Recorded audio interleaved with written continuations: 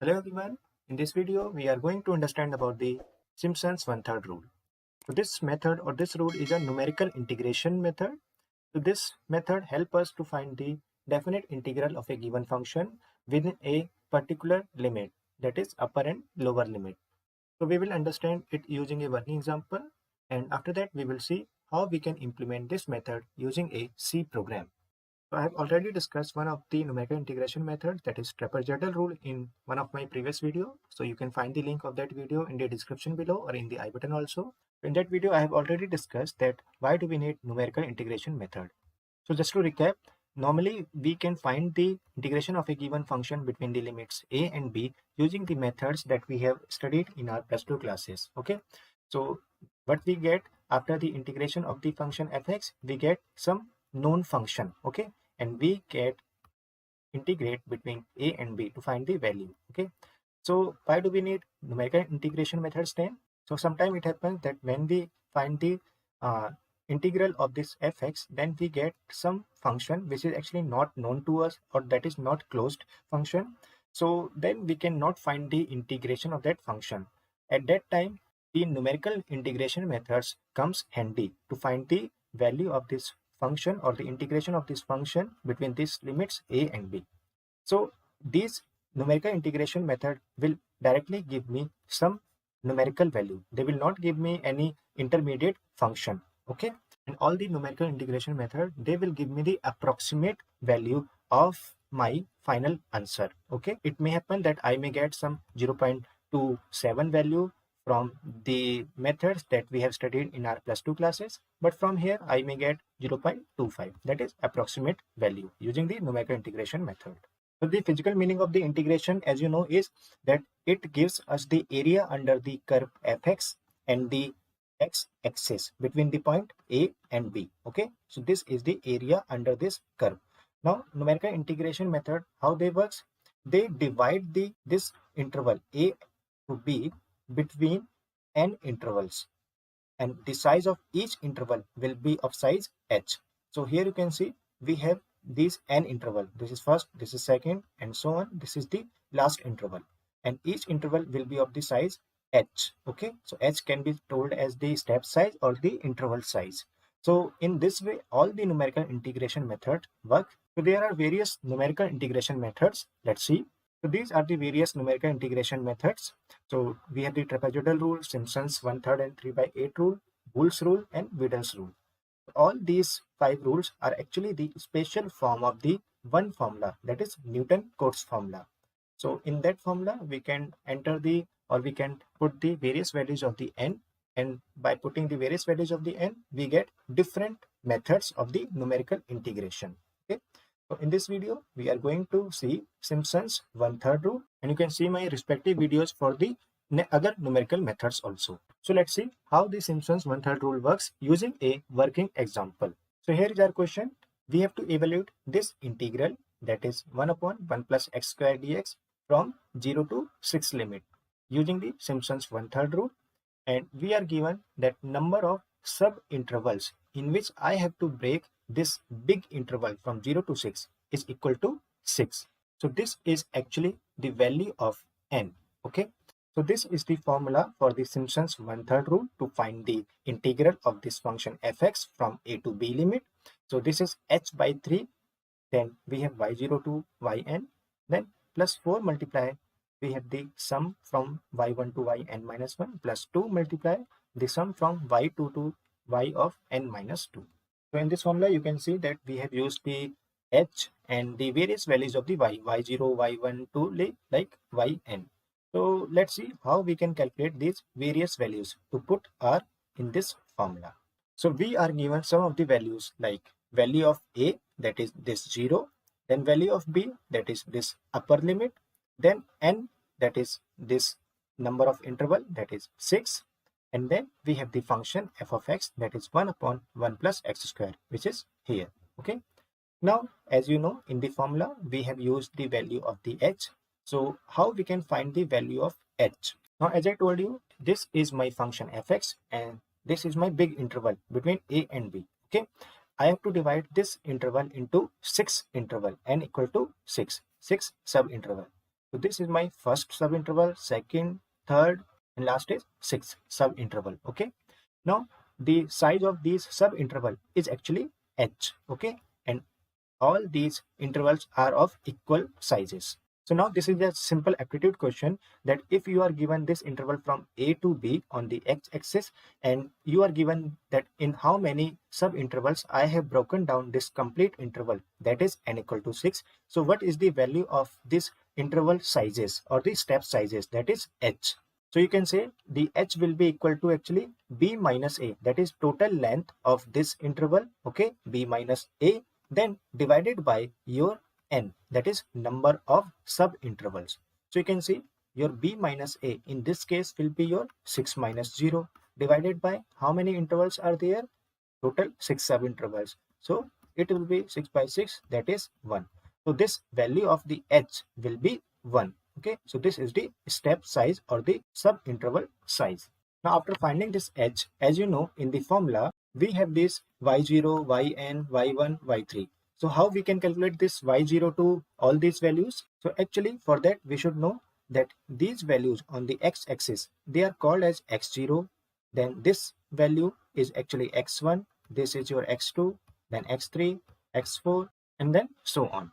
Likewise, the corresponding value for this x0 on this function, these are actually your y's. This is y0, then this is your y1, and so on. So you can simply say that any y value will be actually found by putting the value of the x into your f.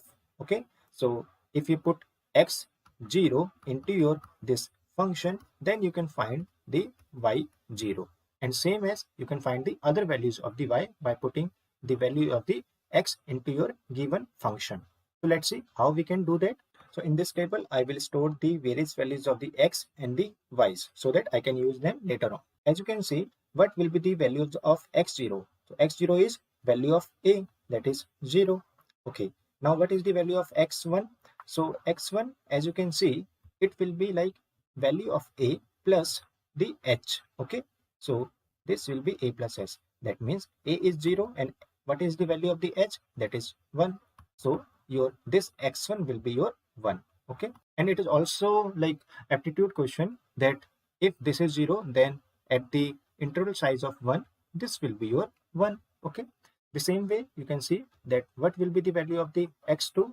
So x2 will be your next value of the this one. Okay, so this is like a plus 2h. You can say 0 plus 2 into h is 1, that is 2. Okay, so all these values are the gap of 1 and 1, so they will be like 1, 2, and so on. So as you can see, I have written all the values of the x from 0, 1, 2 to last 6.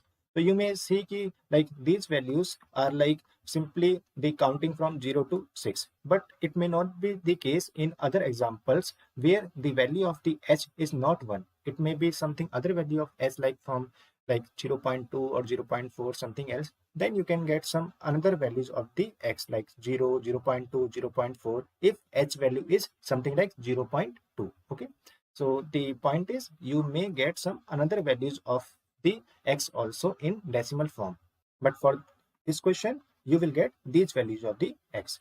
Now let's find the various values of the y. So the value of y0 will be function value at x0, that is x0 is 0, so function value at 0 will be 1 upon 1 plus 0 square, so it will be like 1. Okay, so I have written the same value here. The same way how we can calculate f1, it will be of f of x1, that is f of x1 is your 1. Okay, so it will be like f of 1, so it will be 1 upon 1 plus x square, 1 upon 2, that is 0.5. The same way we can calculate all the other values from y1, y2, and so on. So I have directly written all the values of the y's. So this is y0, this is y1, this is y2, and so on. And these are your corresponding values of the x from x0 to last is x6, and this is like y6. Okay, so now we have computed various values of the y, and we have also computed the h. So now we can directly apply the formula for the Simpson's 1/3 rule. So here I have written all the values of the x and the y. This is y in a more clear manner. Okay, so what is the formula? So you can see here, this is y0 and this is yn. So this y0 is actually the first value of the y, and this yn is actually the last value of the y. Okay, now to remember this formula, you can learn in this way. We have the various values of the y1, y2, then y3, and last will be your yn. Okay, so here you can see this is y0 and this is yn, which is this term. Now this is 2 and this is 4. Okay, now inside this you can see we have the y2, y4, and so on. So these term will be actually the even terms. Even terms, here I am saying like you will have y2, so this 2 is even, this 4 is even. So in this way you are using those even values. Okay, so y2, y4, next will be your y6, and so on. So those even values are getting multiplied by 2, and the remaining values will be your y1, then y3. Okay, then y5 will be there. Okay, so all those remaining terms, or you can say odd terms, they will be multiplied by 4. Okay, odd terms mean this one is odd, this 3 is odd, so corresponding y, they are getting added together and then they are getting multiplied by 4. So in this way you can remember this formula in a easy manner. Okay, so here you can see we have put all the values. So this is your y0 and this is your y6. That means this is your 1 and this is your 1 by 37. So I put 1 and 1 by 37. Okay, now here you can see these are the odd terms and these are the even terms corresponding to y. Okay, so you can see y1, y3, and y5. That means I have used this, this, and this. Okay, so all these values are stored here or are placed here. Now plus 2 multiply, these are the even values. You can see we have the y2 and y4.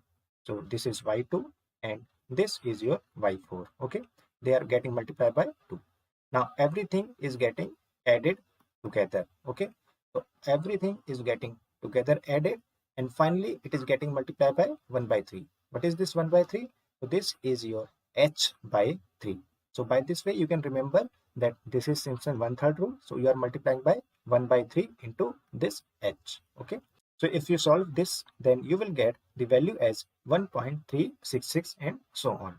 So this is the integral value of this after applying the Simpson 1/3 rule. Now just for your information, if you find the integration of this given function using the formula that we have studied in our +2 classes, then this 1 upon 1 plus x square, integration of this is tan inverse x, and then you can put the limit from 0 to 6. So it will be tan inverse 6 minus tan inverse 0, and this is the tan inverse 6 in radian values. So it will be 1.54056 minus, then this is actually 0 in radians. So this is the value that we will get, 1.4056. So this value and this value are like the comparable value, or you can say nearby values. So this value is actually the approximate value. I have told you that numerical integration method gives us the approximate value, not the exact value. Okay, so this was our Simpson's 1/3 rule. I hope you have understand. So this was our Simpson 1/3 rule. I hope you have understand it. So this was our Simpson 1/3 rule. I hope you have understood it. So just for recap, what we have done, we have first find the value of the h using b minus a upon n. Then we found the values of the x and the corresponding value of the y.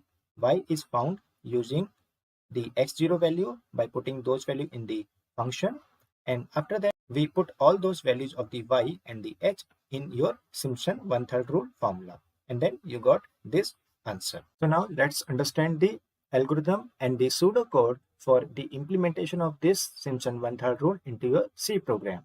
As I told you, you will be given some values like a, b, and the number of subintervals and the function. Okay, so you have to ask the user these values.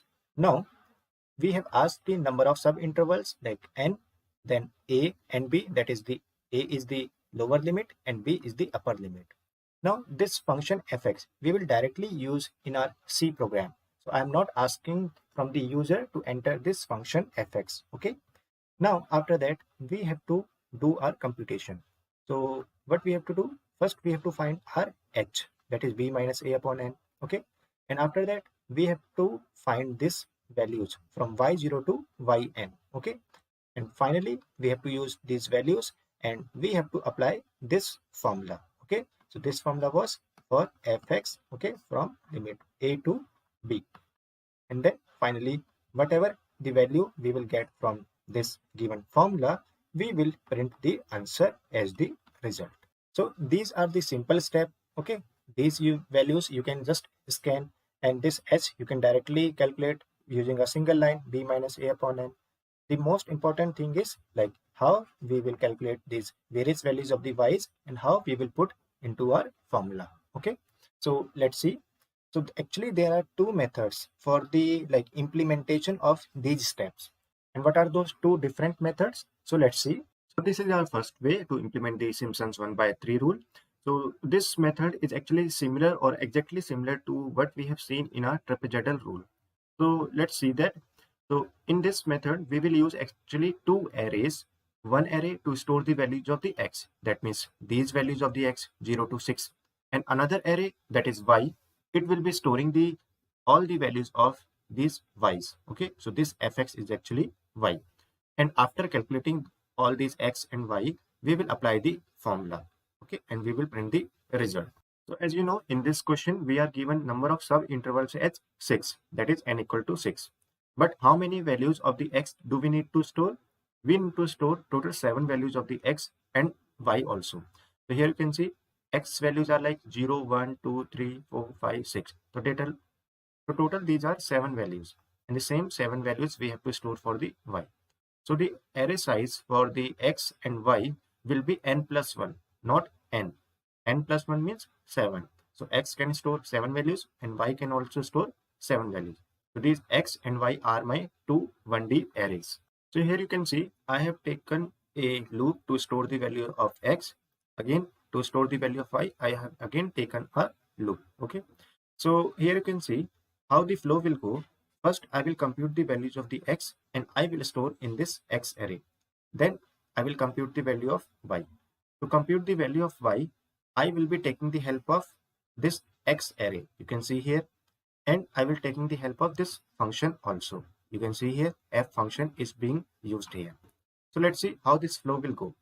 So here you can see I have taken a loop from I equal to 0 to I equal to n. Okay, that's equal to n. So total, how many times this loop will run? So n is 6. Total 0, 1, 2 to 6. That means 7 times this loop will run. Okay. So 7 times I am computing the value of x. So first I will compute x of 0, then x of 1 till x of your 7. Right? Because I is going from 0 to you can say 6. Okay. Sorry, it is 6. So total 7 values. Now how I can compute the values of these x? So here you can see I have written a plus ih. Okay. So you know what is a and what is h. So here you can see this is actually a and this is actually b. And a is lower limit, b is upper limit. And what is the value of h in our question? So in our question we computed the value of h as equal to 1. So we have seen that this 1 is actually a plus h because it is at the gap of h. Again, 2 can be written as a plus twice of h because from a the distance of this 2 is twice of h. Okay, again, and from 1 the distance is your simply h. Now 3 can be written as a plus 3h. So what does it mean? So a means simply 0. Now a plus h, it means 1. How? A is 0. And what is the value of h? H is 1. So 0 plus 1, 1. A plus 2h means 0 plus. What is the value of h? H is 1. So 2 into 1, 2. So this is 2. So on, I can write this b value as b equal to a plus nh. So you can see n is 6. This is 0 plus 6. H is constant 1. This will be 6. So this way, this x values can be written. So same logic I have used here. Okay. So a is constant. A is always 0. H is always constant. H is 1. I is varying. Okay. So this I means here you can see this is like 0. A plus 0h. So this I is 0. Here it is a plus 1 dot h. I is 1. Here it is I is 2. Here this I is 3. And at last your I is equal to n. So this I is varying from 0 to n. So this way I have applied the same thing here, and for all these values I am computing x0 to x6. So my x values has been calculated. Now I have to calculate y. So here you can see I am again running the loop from I equal to 0 to equal to n. And I am computing y0, y1, y2, and lastly yn will be calculated. Okay, again 7 times my loop will run. So here I am saying f of what is the value of I? I is 0. So that means for the first time x of 0 will be calculated. What is the value of x0? X0 is this 0. Okay, so this x f of 0. Okay, so f of 0, that means this function has been used here, and this is taking what? This is taking 0. So 0 means this x value. Okay, so this will give me the value of f of 0, and I will be taking those values, and then I will be storing inside this y0. Now next time I is 1, so my f of 1, sorry, f of x of 1. Okay, this will be calculated, f of x of 1. So x of 1, what is the value? X of 1 is actually 1. So that means f of 1 will be calculated. So f of 1 will be given to this function, and this will be giving me the corresponding value. And corresponding f of 1 I am storing inside y of I. Okay, so y of I means y of 1. So y of 1 will be storing this f of x of 1. And so on, all the values of y will be calculated using these x values and using this function. Now after this, what we have to do? We have to just apply the formula and print the result. So here you can see that I am using the values of the y in my formula. So that means I have the array y, and all the values are inside the y array. So what I can do to implement this formula? These values are just the addition of the first and the last value. So first will be your y0, okay, and last will be your y of n. So both these values are calculated just in a simple line in a C program, okay. And how the value can be calculated? Y1, y3, and y this. So these value can be added inside a simple loop, and these value also can be added inside a simple loop, okay. And after that we can just apply the formula. Let's say this answer is stored inside p variable, this is inside q, this is inside r. So I can simply apply then this line, then p, then 4 into q plus 2 into r. Okay, so this will be a simple line. So by this way I can implement this formula, and whatever answer will be coming from this line, I will be printing that result. So if we talk about the space and time complexity of this method, then what it will be? So here you can see that space complexity is order of n and time complexity is also order of n. So why space complexity order of n? So it is obvious that we are storing the value of x and y in two arrays, and the size of the arrays is n plus 1, that is equivalent to your n. So that's why we are using two extra arrays, okay. So the space size will be order of n. Now the time complexity is order of n. So you can see this loop is running how many times? N times, okay.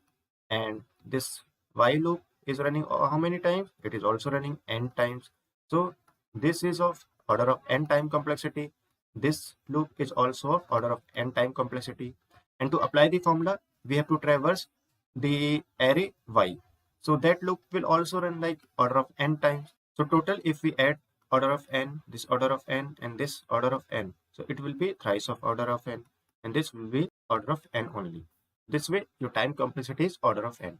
So actually what I can do, I can just avoid these arrays x and y's, okay, these arrays x and y, and I can reduce this space complexity to order of 1, okay.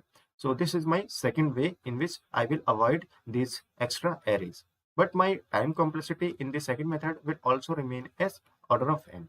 So I hope you have understood this method or this approach, and let's see the second approach to implement this Simpson's 1/3 rule. So this was our formula, as you know, okay. So I will compute all these values that I need into my formula on the fly, that is directly without using any extra array. So these are the values that we have seen during our working example. Now I have taken a function find value at, okay, and this function is the same function which will be accepting some value of the x, and it will be putting into my this given f of x, okay. So this will be giving me the function values at various x point. Okay, so as you can see, we have this formula, okay, for the Simpson one-third rule. So here we are first adding y0 and yn. So for the time being, we can say this is y0 and yn mean this mean last value. So this will be your y6. Okay, now these are the like odd terms and these are the like even terms. Okay, so to start with, what I can do, I can first compute y0 and then yn. So this is like y0 and this is yn. Okay, so directly I am using this find value add function. So this a is actually this value, okay, a, and this b is actually 6. So at a and b I am computing, you can say y0 and y6, and I am adding them, storing inside this sum. Okay, so this is stored inside your sum. Now you can see here I have to use all these values inside my formula. Okay, so these values are corresponding to your, you can say, a plus h to, what is this value? This will be your a plus 5h. Okay, so you can see that this is actually a plus 6h, or you can say this will be your like a plus nh in generalized form. So essentially what we are doing, we have to use all the values between a plus h to a plus 5h, or you can say the one lesser than b. Okay, this a plus 5h is like one step before this b. So I have taken a loop for finding the sum of these things. Okay, so you can see here I have taken I equal to a plus h, that is I have started from here, then it is I less than b. I less than b means I will be running my loop till this 5, that is before this 6, and this is like I equal to I plus h. So you can think these I values as x values. So I is 1 means x value as 1. I is 2 means this value. I equal to 3 means we are saying this value. Okay, so this I is generating these values. Okay, now inside this for loop I have written these things. So let's see it very carefully, although it is very simple. So here you can consider that this term is actually at the 0th position. This term is actually the 1th position. Okay, and this term is at the 2nd position, and so on. So 0 is considered even in maths, right? Even. Okay, and 1 is considered odd. Okay, so in that way, what you can understand here, you can see these all are odd terms and these are like even terms. Okay, so if this is 2, this is 4, these are like even terms. Here also I have told you, like if this is 2, this is second term, that is even term. Okay, and this is 1. Okay, that means this is like odd position value. Okay, so you will take this position of term variable and it will be initially as 1, that is it will start from here. Okay, so I will come inside this loop and I will say, okay, if position of term is even, okay, this is checking even, so then do this thing. And if this position of term variable is odd, okay, then you will come to else part and you will do this thing, and then in loop you will increment this position of term by 1, and then you will compute various values. So what I will be doing, I will be saying that this can be written as, for example, 4y1, 4y3, and so on. Okay, 4yn minus 1. I can also write this as 2y2 plus 2y4 plus dot dot dot 2yn minus 2, right? So what I will actually be doing inside this for loop, you can understand this way. This thing and this thing, if they are expanded, they can be written in this way. For example, 4 into y1, okay, then this can be written as plus 2 into y2 this way, then plus 4 into y3, that is this y3 is multiplied with this 4, and so on. So I will be actually applying this thing in our this loop. So let's see how, because both these are equivalent things. So I will say if this position of term is odd, then I will come here, otherwise I will come here. So I am currently at this position. Okay, so this is actually odd term. Okay, so what I will do, position of term is odd, so I will come to here and I will multiply all the odd term values by 4. Okay, so I will multiply this y1 by 4. So this is actually y1, because initially I is a plus h, that is 1, that is this one. So find value at this one value this function will give me that value, that is y1, and 4 into y1 will be saved inside this sum. Next time, position of term, it will be like 2. Okay, so next time I will come here. Okay, now I have to find this value of the x. Okay, how we can do that? I will be saying the previous value of the I. Previous value of the I is 1 and the next value should be 2. So it will be I plus h. Okay, so new value of the I is 2. Now we are at the even position. Okay, this position. So I will say come to this thing and multiply this find value at by 2. So this will give me your y2. Okay, so 2 into y2 I will be saving inside this sum. So I have computed this thing. Now next time position of term will be 3. Okay, that is odd. Okay, and this I equal to I plus h, it will be like 2 plus 1, that is 3. Okay, now this 3 is odd, so I will be coming to else part and I will be computing actually y of 3. Okay, so I will be computing this 4 into y3 and again I will be saving inside sum.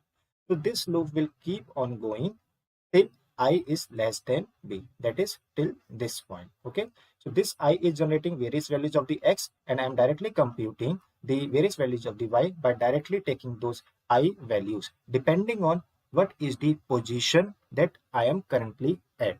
Okay, so after this for loop, what I can do, I can finally print this sum as my answer. So this is the way in which I can directly compute the various values of the y without storing the x values and the y values. Okay, so this is the optimized version of the Simpson 1/3 rule implementation. So if we talk about the space and time complexity of this approach, then it will be actually time complexity will be order of n and space complexity will be constant. So here you can see for the space complexity, then we have not used any extra array or any extra type of any data structure. Okay, so here you can see that we have calculated these x values, y values, everything on the fly. Okay, we have not used any extra arrays like we used in our first approach. Okay, so that's why space complexity is constant order of 1, but time complexity is order of n, because you can see that this loop is running how many times? Order of n times, from a plus s to b. Okay, from here to you can say here, but this will be like total order of n only. Okay, so that's why your time complexity will remain as order of n. So this is the optimized implementation of the Simpson's 1/3 rule.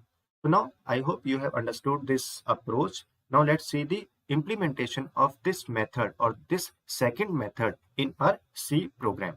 So this is the C program to implement Simpson's 1/3 rule. So here is our function find value at. Okay, and this is my function 1 upon 1 plus x square. So inside this main function, I have taken the various things. Okay, so you can see here.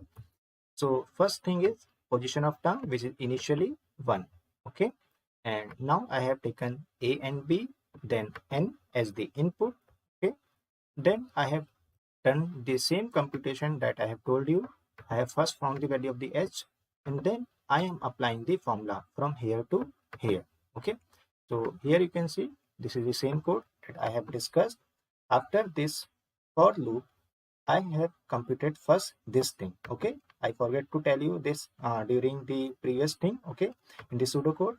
So you will directly not print this sum as the answer. You have to first multiply it with h by 3. Okay, so h by 3 means you can directly write as h into sum by 3. This will also be correct. Now after that you will be printing this sum. So you enter the value of a and b. So it is 0, upper limit is 6, then number of subintervals was 6. We can see value of the integral is 1.366. This is the same value that we were getting during our working example. Okay, so I hope you have understood that how we can implement this Simpson 1/3 rule using a C program, and you have also understood that if you are given this Simpson 1/3 rule, how you can remember the formula. Okay, so if you have any comment, query, suggestion, then you can please write down into the comment box, and do like and share this video, subscribe this channel and press the bell icon for further notification. See you in the next video. Till then, goodbye.